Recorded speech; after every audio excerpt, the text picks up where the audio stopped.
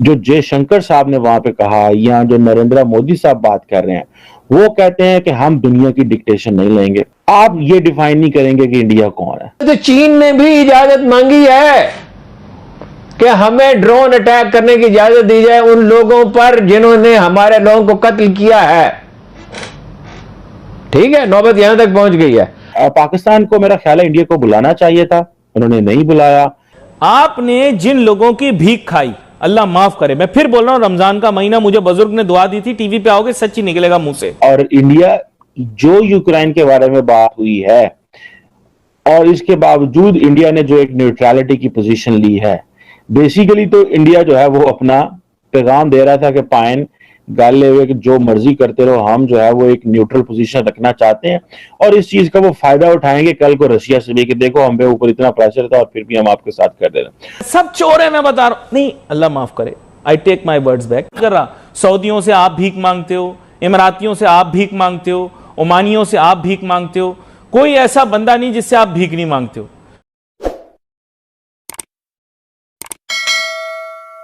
नमस्कार दोस्तों, स्वागत है आप लोग का आईएनएल न्यूज के एक और नए वीडियो में। दोस्तों आज पूरी दुनिया में भारत के फॉरेन मिनिस्टर एस जयशंकर की जो स्पीच है या फिर जो उनके बयान है वो काफ़ी चर्चे में आ रही हैं। और दोस्तों ये ऐसा इसलिए बोला जा रहा है क्योंकि जो एस जयशंकर है उन्होंने साफ तरीके से ये कह दिया कि ये नया भारत है, हम पर कोई दबाव नहीं डाल सकता, हमें कोई भी देश ये नहीं बोल सकता कि तुम ये करो ये मत करो। और दोस्तों इसका सीधा उदाहरण आपको पता होगा, जब एस जयशंकर और जो हमारे रक्षा मंत्री हैं वो जब अमेरिका गए थे और उनसे जब सवाल पूछा गया था तो अमेरिका में जाकर अमेरिका को ही उनकी औकात दिखा के आए थे कि कैसे जो यूरोप है वो पूरी जो रसिया है उससे तेल लेता है और हम कितना कम लेते हैं, तो पहले उनको अपने ऊपर ध्यान देना चाहिए। दोस्तों उसके बाद से पूरी दुनिया में ये बात हो रही है कि जो एस जयशंकर हैं उनका जो जिस प्रकार का स्टेटमेंट आ रहा है उससे वो ये दर्शाता है कि जो भारत है वो अब किसी के दबाव में नहीं आ रहा है। और दोस्तों इसी के बीच में जो पाकिस्तान है उसमें ये बात चल रही थी कि जो इमरान खान का यही कहना था कि उनकी जो गवर्नमेंट है वो अमेरिका की मुदाखलत की वजह से हटाया गया है। लेकिन दोस्तों यहाँ पर एक और पाकिस्तान से बहुत बड़ी न्यूज़ आ रही है कि जो अटैक चीनी नागरिकों पर जो हुआ था उस पे अब चीन ने कहा है कि हमें पाकिस्तान के जिन लोगों ने हमारे लोगों के ऊपर अटैक किया था उनका हम बदला लेंगे और हम वहाँ पे ड्रोन अटैक करेंगे।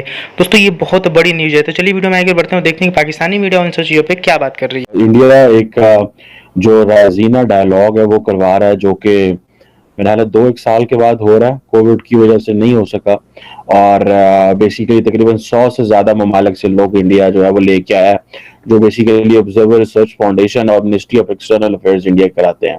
पाकिस्तान को मेरा ख्याल है इंडिया को बुलाना चाहिए था, उन्होंने नहीं बुलाया। वो जारी बात है, पाकिस्तान का वो एक खास किस्म का एक ब्लैक आउट है, पाकिस्तान को मार्जिनलाइज करना, वो एक है उनका मौकफ है, which is India's right, I personally find out. लेकिन इसके ऊपर भी मैं डिटेल में बात करता हूँ। लेकिन इंडिया में वहां पे किया क्या, हुआ क्या? बेसिकली जो जयशंकर साहब ने वहां पे कहा या जो नरेंद्र मोदी साहब बात कर रहे हैं, वो कहते हैं कि हम दुनिया की डिक्टेशन नहीं लेंगे। वो आप कहते हैं हम दुनिया को बताना चाहते हैं कि हम कौन है। आप ये डिफाइन नहीं करेंगे कि इंडिया कौन है। ये बेसिकली वो ये मौकफ ये है अभी की। और आपको पता है पिछले 2014 से जब से नरेंद्र मोदी साहब ने पावर संभाली तो एक खास किस्म का उन्होंने कॉन्फिडेंस इंजेक्ट किया अपने अंदर, अपनी पॉपुलेशन को देख के, अपनी ह्यूमन रिसोर्स की कैपेसिटी को देख के, अपनी इकोनॉमी का साइज को देख के, अपना जो डियास्पोरा बाहर था उसको देख के, किस तरह वो ग्लोबल कम्युनिटी में कंट्रीब्यूट कर रहा था और ग्लोबल इकोनॉमी में कंट्रीब्यूट कर रहा था। तो वो उस सारे को देख के वो बेसिकली एक पैगाम, एक मैसेजिंग जो है वो करना चाह रहे थे। बार बार जो है वो जो यूरोपियंस थे वो बार बार यूक्रेन की बात कर रहे थे। इंडिया सारी बात है उसको डाउन प्ले कर रहा है। और इंडिया जो यूक्रेन के बारे में बात हुई है और इसके बावजूद इंडिया ने जो एक न्यूट्रलिटी की पोजीशन ली है, बेसिकली तो इंडिया जो है वो अपना पैगाम दे रहा था कि पाइन गाल ले हुए कि जो मर्जी करते रहो, हम जो है वो एक न्यूट्रल पोजीशन रखना चाहते हैं और इस चीज का वो फायदा उठाएंगे कल को रशिया से भी कि देखो हम पे ऊपर इतना प्रेशर था और फिर भी हम आपके साथ कर दे रहे हैं। इंडिया का अगर हमें पार्टनर बनना है या इंडिया के साथ काम करना है तो then the Pakistan will have to be more mature, you will have to play more mature, बात करनी पड़ेगी। इकोनॉमी ठीक करनी पड़ेगी, इंस्टीट्यूशनल स्टेबिलिटी होगी, डेमोक्रेटिक सिचुएशन ठीक होनी चाहिए, ताकि उनको पता हो यार ये इंटरनली स्ट्रेंथन्ड है। जब आपको पता, देखिए नरेंद्र मोदी से आप 10 इख्तिलाफ करें, but somehow is manage to come in power 5 years, then again 5 years with the more strong power, there is no problem, कोई नहीं है नेशनल, उनकी पार्लियामेंट में कोई, लोकसभा में, राज्यसभा में कोई प्रॉब्लम नहीं चल रहे। वो जो छोटे मोटे होते हैं वो हर हुकूमत में होते हैं, लेकिन दे आर वर्किंग, वो अपना काम कर रहे हैं। वो अड्डे मांग रहे हैं, एब्सोल्युटली नॉट वाली बात आ गई दरमियान में। अड्डे मांग रहे हैं, अड्डे दे नहीं सकते हम, अड्डे देना बड़ा मुश्किल है। उसने तो खामोशी से मुशर्रफ ने दे दिए थे ना। अड्डे क्यों चाहते हैं?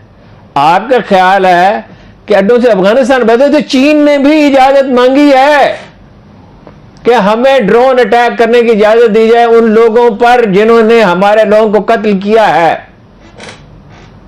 ठीक है, नौबत यहां तक पहुंच गई है।